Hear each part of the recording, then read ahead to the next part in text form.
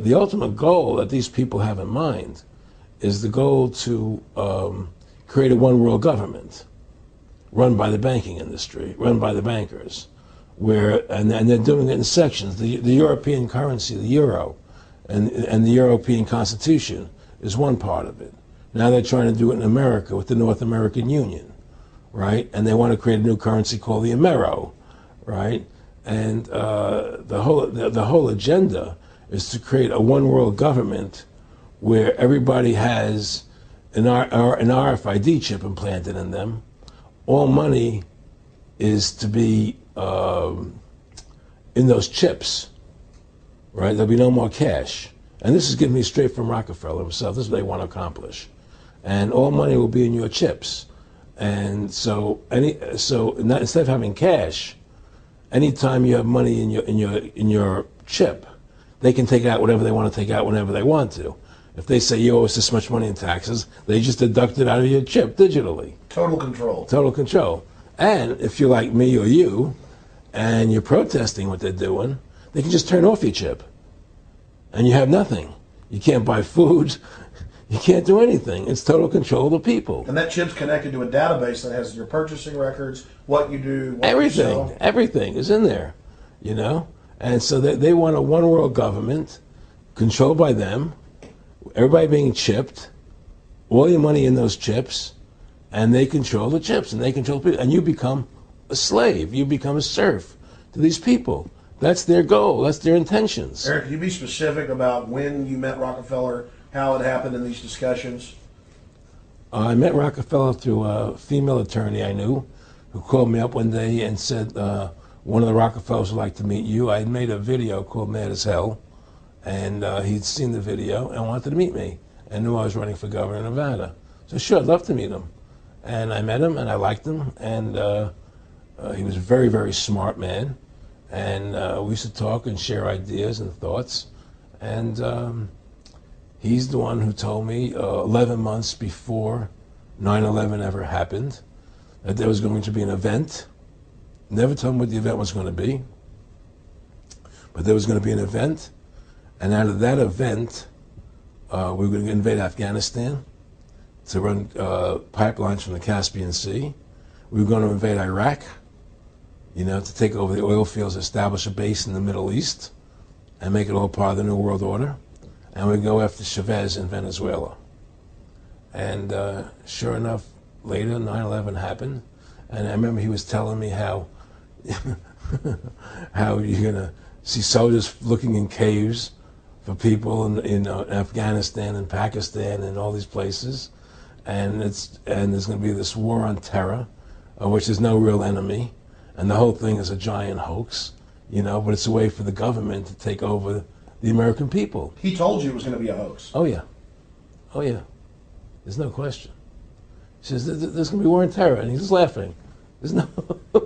Who are we fighting? I mean, why do you think 9/11 happened and then nothing's happened since then? Do you think that our security is so great here that these people who pulled off 9/11, who were able to, can't knock down another plane? Come on, it's ridiculous. 9/11 was done by people in our own government and our own banking system to perpetuate the fear of the American people into subordinating themselves to anything the government wants them to do. That's what it's about, and to create this war, this endless war on terror.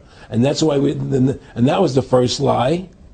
And the next lie was going into Iraq, you know, to get Saddam Hussein out with his weapons of mass destruction. That was the next lie.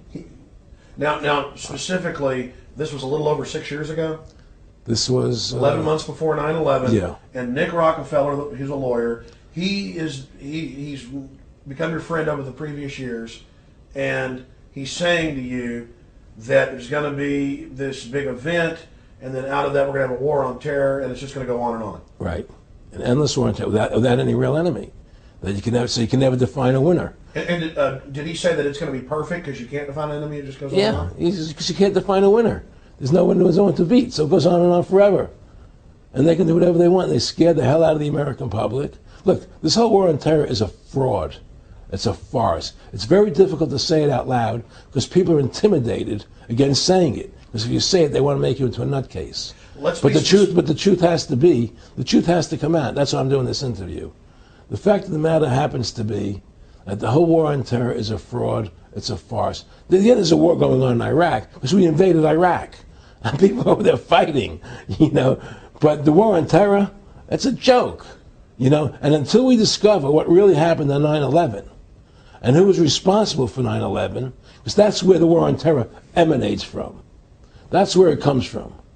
It was 9/11 that allowed this war on terror to begin. And until we get to the bottom root of 9/11, the truth of 9/11, we'll never know about the war on terror.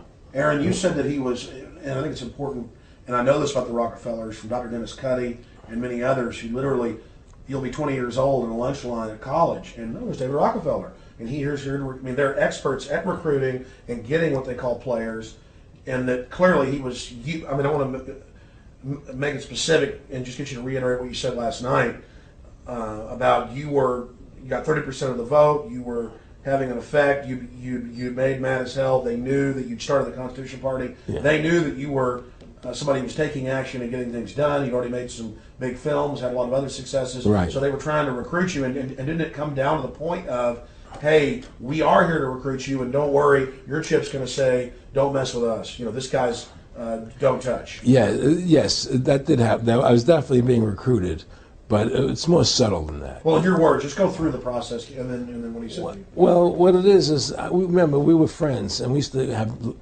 go to my house a lot. We'd have dinner, we'd talk, and he'd tell me about business investments that he'd get involved in, you know, or they would help me with this business investment or that business investment. And was I interested in joining the Council on Foreign Relations?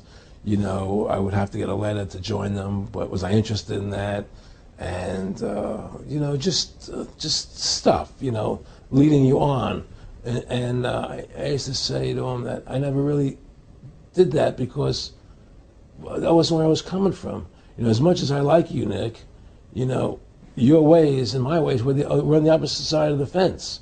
You know, I don't believe in enslaving people, you know, and he would come back with, "Oh, I do." Or, well, it would be more like, you know. It's better for them. Well, it's more like, you know, how do I put it? It was like, what do you care about them? What do you care about those people? What difference does it make to you? Take care of your own life. Do the best you can for you and your family. What do the rest of the people mean to you? They don't mean anything to you. They're just serfs. They're just people. You know, it was just a lack of caring, you know, and that's just not who I was. It was just sort of like cold, you know. It was just like cold, you know. And I used to say to him, what's the point of all this? You have all the money in the world you need. You have all the power you need. What's the point? You know, what's the end goal? And he said the end goal is to get everybody chipped, to control the whole society. To have the bankers, the elite people, you know, the bankers and some governor controlling the world. And I said, do all the people in the Council on Foreign Relations believe this way you do? He said, no. You know, most of them believe they're doing the right thing. A lot of them believe it's better off being socialistic. You know, we have to convince people that socialism is really capitalism. Because America's becoming a socialist country. It's a communist country today. Well, one of the things they told me was that he was at the house one night, and he would talk, and he started laughing. He said, "Aaron, what do you think women's liberation was about?" And I said, I had pretty conventional thinking about it at that point. I said, I think it's about women having the right to work, getting equal pay with men, just like they won the right to vote, you know? And he started to laugh. He said, "You're an idiot." And I said, "Why am I an idiot?" He said, let me tell you what that was about. We, the Rockefellers, funded that. We funded Women's Lib, you know? And we're the ones who got all over the newspapers and television, the Rockefeller Foundation. He says, and you want to know why? He said, there were two primary reasons. And one reason was we couldn't tax half the population before Women's Lib. And the second reason was now we get the kids in school at an early age. We can indoctrinate the kids how to think. It breaks up the family. The kids start looking at the state as the family, as the school, as the officials, as their family, not as the parents teaching them. And so those are the two primary reasons for women's lib, which I thought up to that point was a noble thing. You know, when I saw their intentions behind it, where they were coming from when they created it, the thought of it, I saw the evil behind what I thought was a noble venture.